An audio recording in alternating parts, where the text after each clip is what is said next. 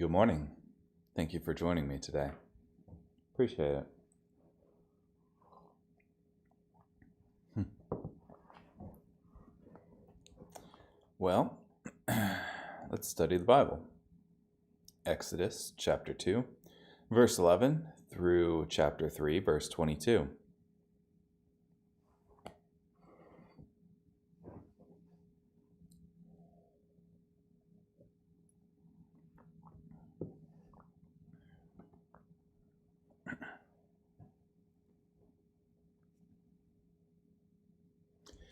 In those days, when Moses had grown up, he went out to his people and observed their hard labor. And he saw an Egyptian man attacking a Hebrew man, one of his own people.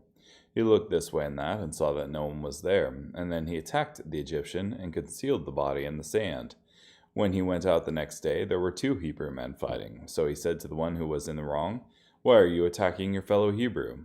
The man replied, "Who made you a ruler and a judge over us? Are you planning to kill me like you killed that Egyptian?" Then Moses was afraid, thinking, "Surely what I did has become known." When Pharaoh heard about this event, he sought to kill Moses. So Moses fled from Pharaoh and settled in the land of Midian, and he settled by a certain well. Now a priest of Midian had 7 daughters, and they came and began to draw water and fill the troughs in order to water their father's flock.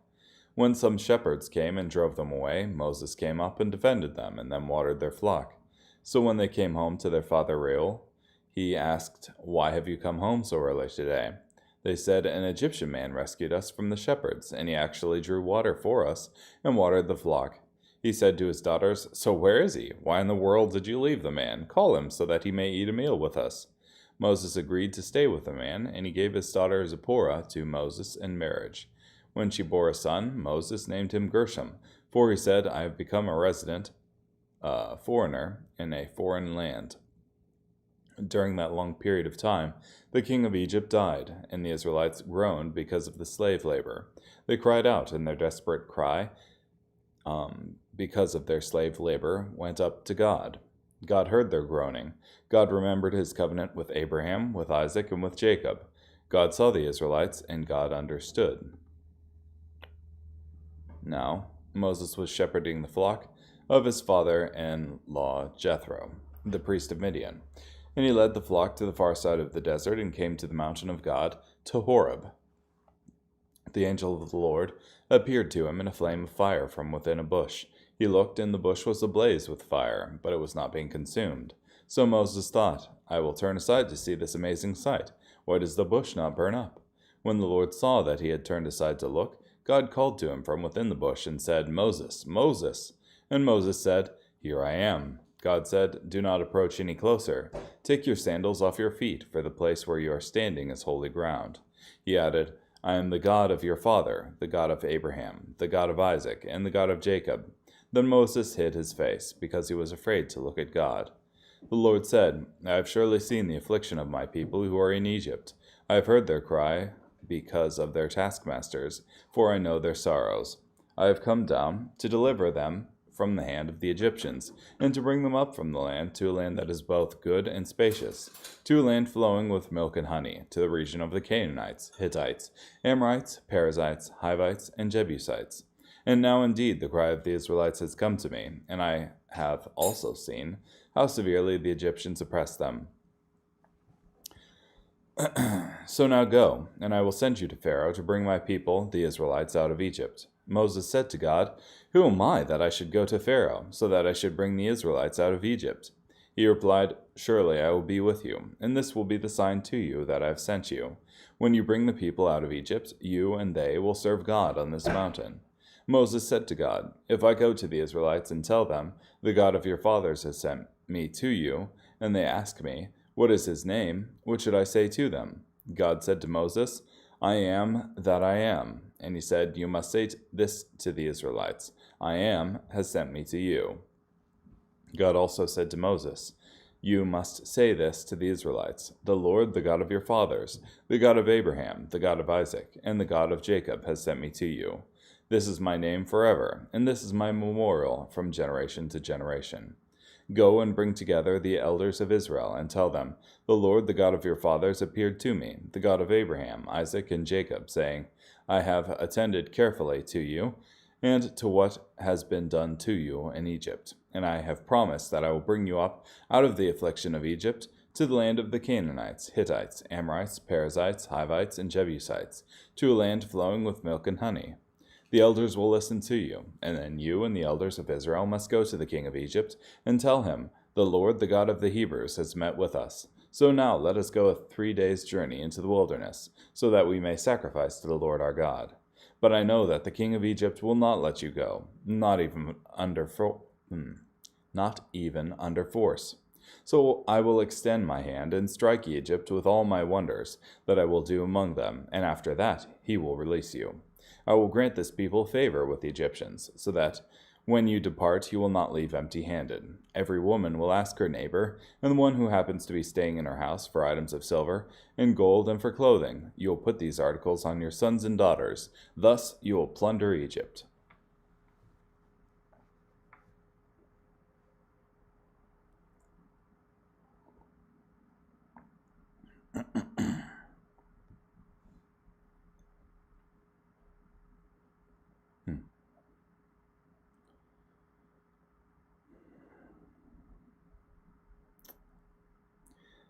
Yeah.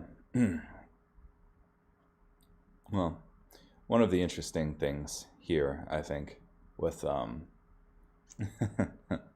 especially when it comes to Islamic polemics, is that you have this story about Moses approaching this burning bush, and God says from within the burning bush that I am the God of your father, the God of Abraham, the God of Isaac, and the God of Jacob. So here you have this this physical manifestation of God on earth, which when it comes to Islam, they believe that God doesn't enter his creation, yet they have this story in their Quran. So, well, kind of. Yeah. So, I always think this is a good one to go to when it's like, oh, God doesn't enter his creation. Well, here you go.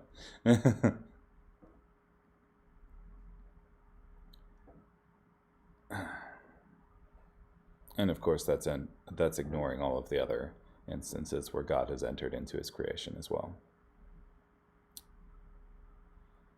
And I also think it's interesting how God tells Moses here everything that's going to happen to them, that is the Israelites and Moses, before it happens, like in Exodus 3:18 through 22. In particular, I know that the king of Egypt will not let you go, not even under force. And so I will extend my hand and strike Egypt with all my wonders that I will do among them, and after that he will release you.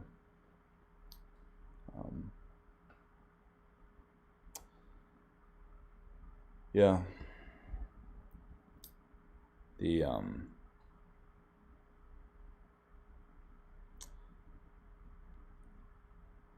God knew the contents of Pharaoh's heart. So when it says that God hardened Pharaoh's heart, I think, to me, a possible explanation of that is that God is bringing out the contents of Pharaoh's own heart by putting him through these things that reveal the contents of his heart. Because it also says later on that Pharaoh hardens his own heart. Regardless, carrying on. Matthew chapter 17, verses 10 through 27. The disciples asked him, Why then do the experts in the law say that Elijah must come first? He answered, Elijah does indeed come first, and will restore all things. And I tell you that Elijah has already come. Yet they did not recognize him, but did to him whatever they wanted. In the same way the Son of Man will suffer at their hands. Then the disciples understood that he was speaking to them about John the Baptist. When they came to the crowd, a man came to him, knelt before him, and said, Lord, have mercy on my son, because he has seizures and suffers terribly, for he often falls into the fire and into the water. I brought him to your disciples, but they were not able to heal him. Jesus answered, You unbelieving and perverse generation, how much longer must I be with you? How much longer must I endure you? Bring him here to me. Then Jesus rebuked the demon, and it came out of him, and the boy was healed from that moment. When the disciples came to Jesus privately and said, Why couldn't we cast it out? He told them, It was because of your little faith. I tell you the truth. If you have faith the size of a mustard seed, you will say to this mountain, Move from here to there, and it will move. Nothing will be impossible for you. When they gathered together in Galilee, Jesus told them, The Son of Man is going to be betrayed into the hands of men. They will kill him, and on the third day he will be raised. And they became greatly distressed. After they arrived in Capernaum, the collectors of the temple tax came to Peter and said, Your teacher pays the double drachma tax, doesn't he? He said, Yes. When Peter came into the house, Jesus spoke to him first. What do you think, Simon? From whom do earthly kings collect tolls or taxes? From their sons or from foreigners? After he said, From foreigners, Jesus said to him, Then the sons are free. But so that we don't offend them, go to the lake and throw out a hook. Take the first fish that comes up, and when you open its mouth, you will find a 4 drachma coin. Take that and give it to them for me and you.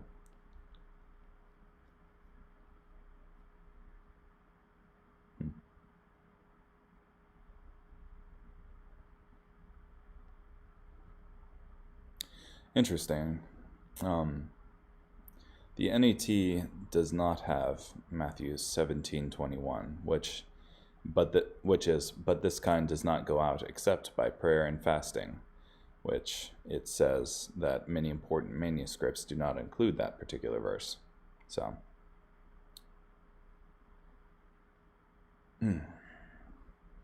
for whatever reason there.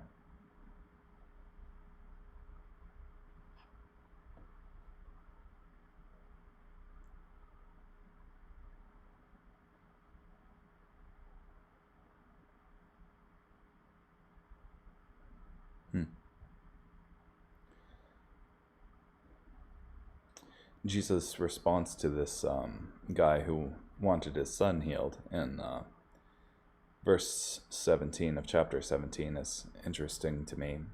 You unbelieving and perverse generation, how much longer must I be with you? How much longer must I endure you? It's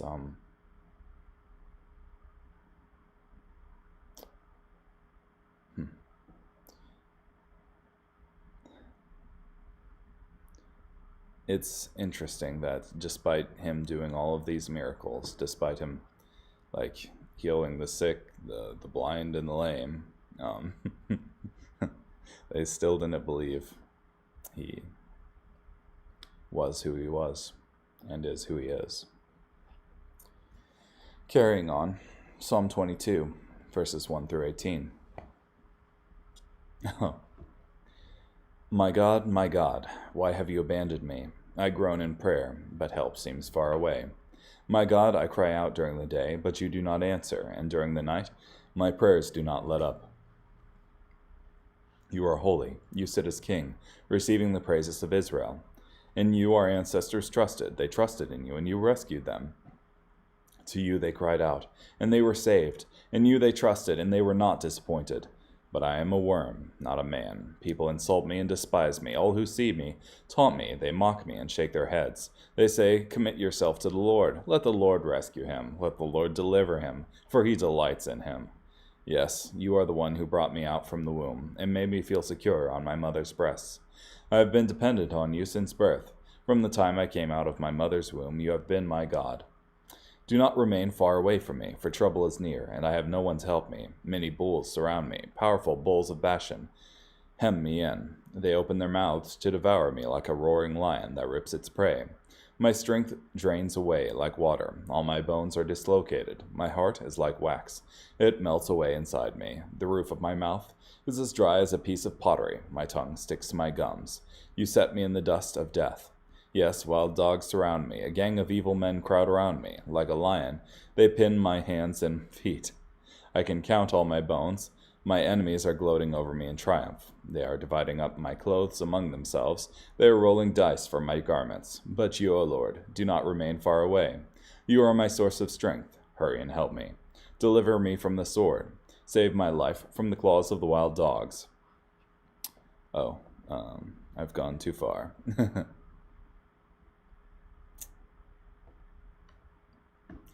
So, first of all, the beginning to Psalm 22 is, my God, why have you abandoned me? Which are the words that Jesus spoke while he was on the cross. And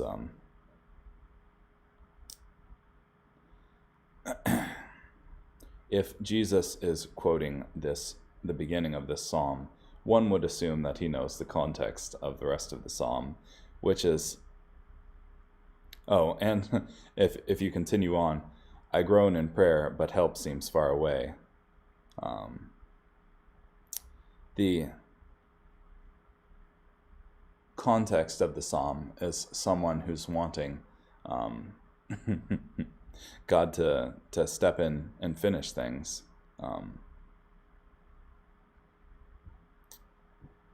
Yeah, and later on, it expresses faith in God, not doubt.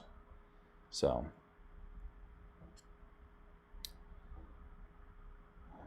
yeah.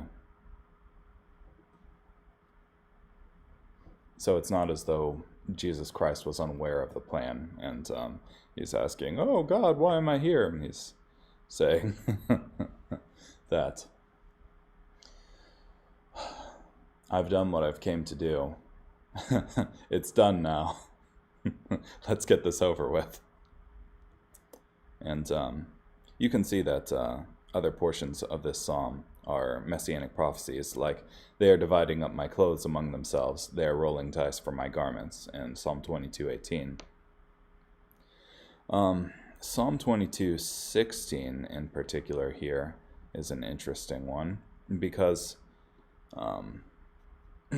so a little bit of background information. The area where we get the Old Testament from, the Hebrew that we get the Old Testament from, is part of the Masoretic text, which is a document that medieval Jewish scribes copied. But oftentimes you have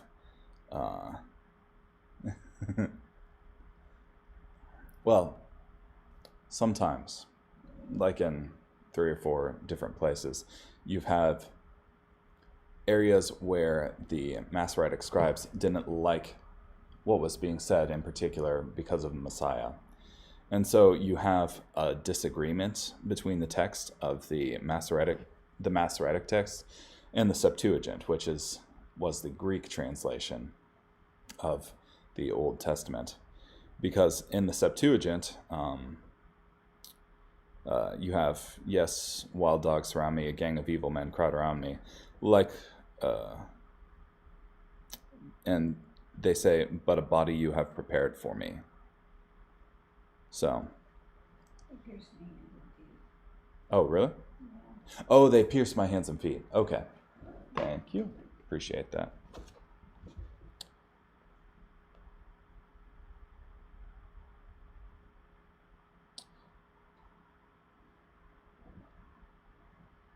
Yeah, they pierced my hands and my feet, turning into another messianic prophecy there.